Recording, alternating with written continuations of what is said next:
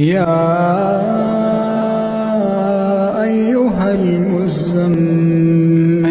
قم الليل إلا قليلا نصفه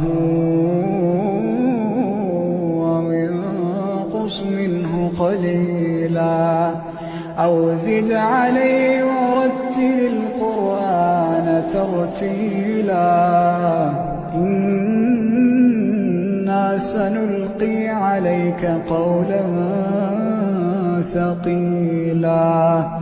إن ناشئة الليل هي أشد وطئا وأقوم قيلا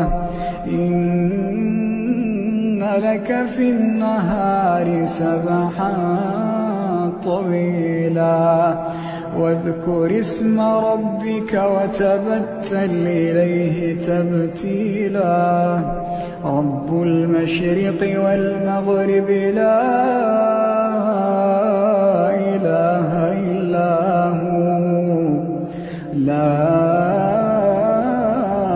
إله إلا هو فاتخذه وكيلا